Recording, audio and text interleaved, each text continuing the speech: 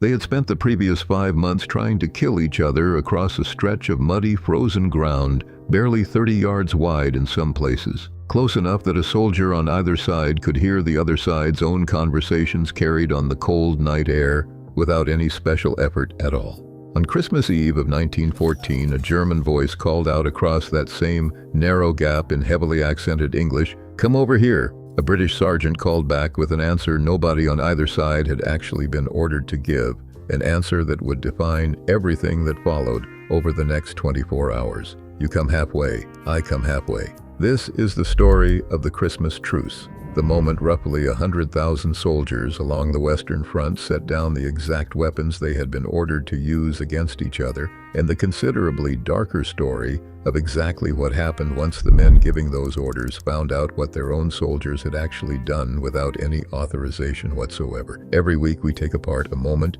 when a war turned, the people who made it happen, and the razor-thin margin between disaster and victory. Subscribe if that is the kind of history you want more of. The war that produced this single strange Christmas Eve had begun barely 5 months earlier in July of 1914 and had already turned into exactly the kind of grinding trench stalemate nobody on any side had actually planned for when the fighting first started that same summer. British, French, Belgian, and German soldiers found themselves dug into positions separated by a stretch of contested ground. Soldiers themselves had already started calling no man's land, flooded, shell-scarred, and often close enough that opposing trenches sat within easy shouting distance of each other for months at a stretch without either side making any serious attempt at direct communication. By December, with the promised quick victory nobody had actually achieved on either side of the conflict, soldiers on both sides had already settled into a genuinely miserable daily routine of mud, cold, and the constant threat of artillery and machine gun fire. Conditions Private J. Reading, a British rifleman, described in a letter home to his own wife that same Christmas, conditions that had already worn down morale on both sides of the same narrow strip of contested ground long before the holiday itself actually arrived.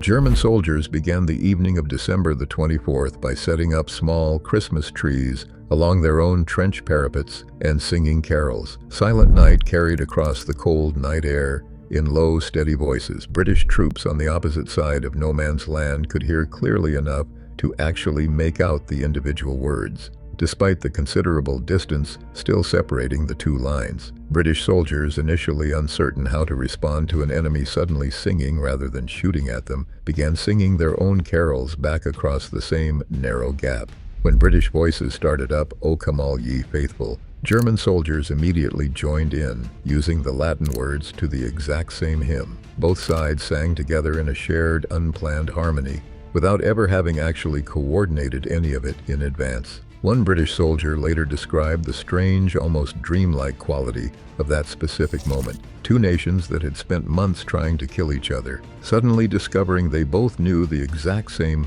Latin hymn well enough to sing it together across the very ground where so many of their own comrades had already died. Before we get into what actually happened once soldiers on both sides finally climbed out of their own trenches, if you are finding this useful, hit subscribe. It costs nothing and it helps the channel keep telling these stories.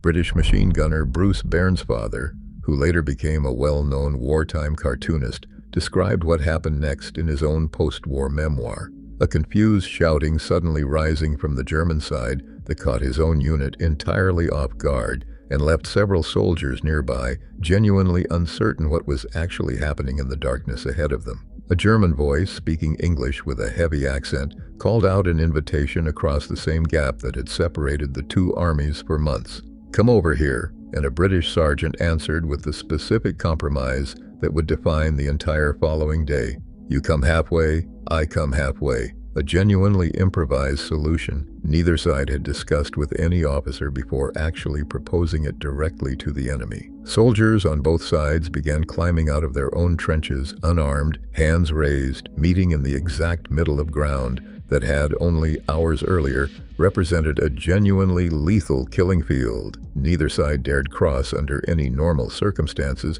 without risking immediate machine gun fire from the opposing trench line. What followed across roughly half the length of the entire Western Front became one of the most extensively documented, spontaneous events of the entire war, preserved not through any official military record, but through thousands of individual letters and diary entries. Soldiers on both sides sent home describing what they had personally witnessed that single Christmas day. Soldiers exchanged cigarettes, buttons, chocolate, and tins of food, showed each other photographs of wives and families waiting back home, and worked together in broken combinations of English, French, and German to actually communicate, despite having spent the previous 5 months trying to kill each other across the exact same stretch of ground they were now standing on together in a spirit neither side had actually anticipated only a day earlier. Both sides also used the lull specifically to recover and properly bury their own dead, a grim but genuinely necessary task. The ongoing fighting had made impossible to attend to safely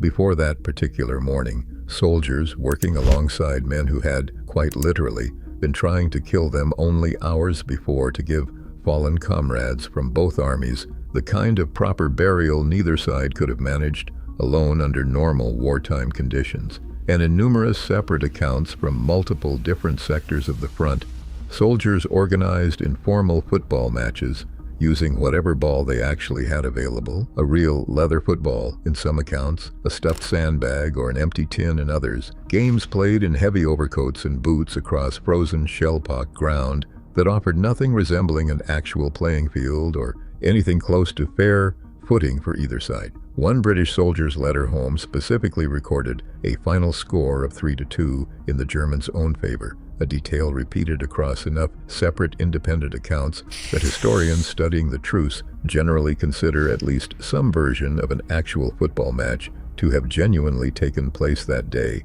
whatever its precise final score actually was across the many separate games reportedly played that same morning.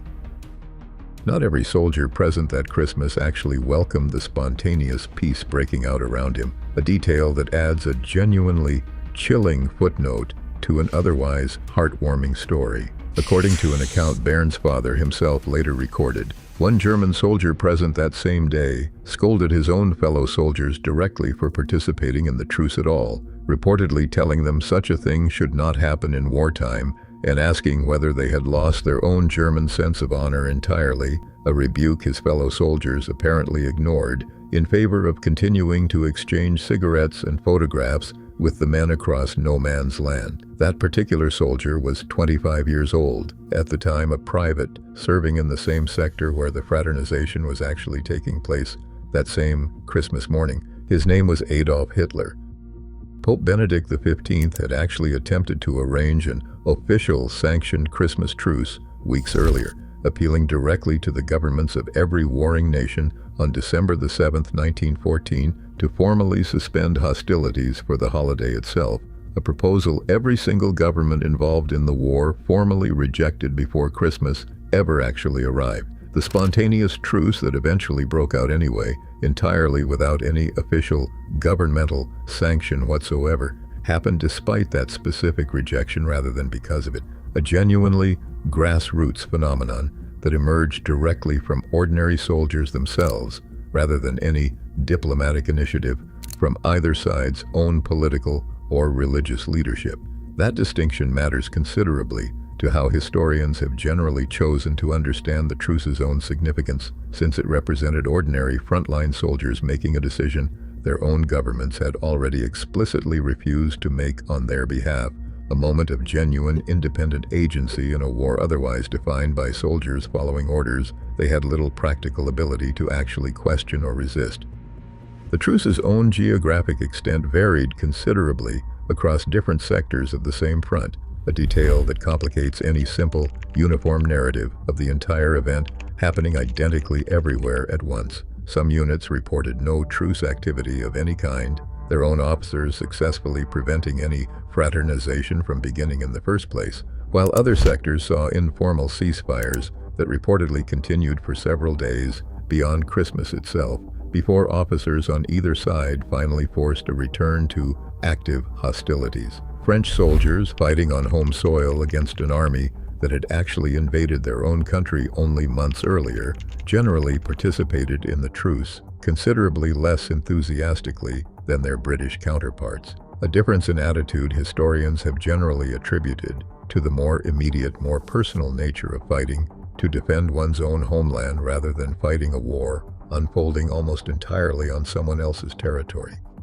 Military commanders on both sides responded to news of the truce with genuine fury rather than any sentimental appreciation for the goodwill their own soldiers had spontaneously extended toward the enemy across the length of an entire holiday. Generals had specifically anticipated exactly this kind of rogue, unauthorized ceasefire and had already issued standing orders against fraternization before Christmas ever actually arrived. Orders frontline soldiers and their own immediate junior officers had simply chosen to quietly ignore once the actual moment presented itself on the ground that particular morning. Senior commanders worried, not without some genuine reason, that soldiers who had spent an afternoon sharing cigarettes and family photographs with the enemy might find it considerably harder to return to trying to kill those same men once official fighting resumed in the days that followed. A genuine concern for military discipline that outweighed in the judgment of the generals actually making these decisions from headquarters well behind the actual front line, whatever brief moment of shared humanity their own soldiers had experienced firsthand. The truce itself proved to be a genuinely singular event rather than the beginning of any lasting pattern, a fact military leadership on both sides worked deliberately to ensure never repeated itself in subsequent years of the same increasingly bitter war. By the following Christmas, the character of the conflict had already hardened considerably, new waves of replacement soldiers arriving hardened by propaganda, and a considerably more bitter desire for revenge after a full year of continuous casualties on every side of a war that showed no sign of ending anytime soon. The British government specifically ordered artillery units to maintain steady, continuous fire throughout Christmas Eve and Christmas Day of 1915, ensuring no soldier could actually hear carols carried across no man's land and that nobody would dare climb out of a trench even if they had genuinely wanted to repeat what had happened only a year earlier. A deliberate policy decision that closed permanently the exact window of spontaneous humanity that had briefly opened one single Christmas earlier and that neither side's own military leadership had any interest in ever seeing reopen.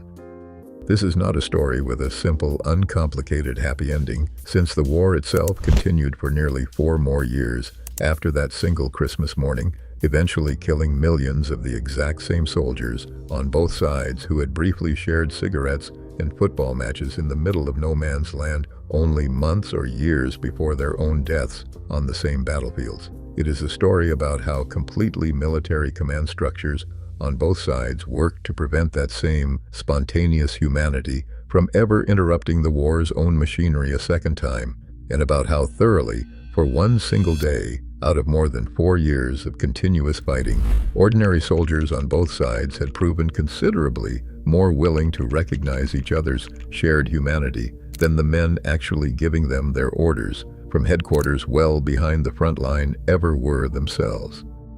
The official British history of the war, published in 1926, described the Christmas truce as a genuinely minor, largely insignificant event involving only a small handful of soldiers, a characterization historian Stanley Weintraub's own later research, built directly from thousands of surviving letters and diaries collected decades after the war itself had ended, has thoroughly contradicted in the years since that same official history was first published. Some veterans of the war themselves later expressed genuine skepticism that the event had actually happened. At the scale later accounts described, one soldier writing decades afterward that he doubted anything of the magnitude later claimed for it had actually taken place at all, dismissing much of the later popular account as something closer to fairy tale than genuine historical memory. The letters, diaries, and photographs those same soldiers and thousands of others actually left behind tell a considerably different story, one preserved not through any official military record, but through the simple, private act of ordinary men writing home to describe something they themselves still struggled, even at the time, to fully believe had actually happened to them personally. The truce has since become one of the most frequently referenced and most widely commemorated single episodes of the entire First World War, memorialized in monuments, films, songs, and annual remembrance ceremonies that continue drawing on the same basic story more than a century after the actual events themselves took place. Along a stretch of frozen, contested ground, most of the men who actually lived through it could never have specifically located on a map without their own wartime service records to guide them. A permanent memorial now stands near Messines in Belgium, close to where British and German soldiers reportedly first met in no man's land that Christmas morning, a quiet monument to a single day when a war paused entirely on the initiative of the men actually fighting it, rather than through any decision made by the governments that had sent them there in the first place. If you want more stories about the moments ordinary soldiers chose humanity over the orders they had actually been given, subscribe and we will keep finding them. See you in the next one.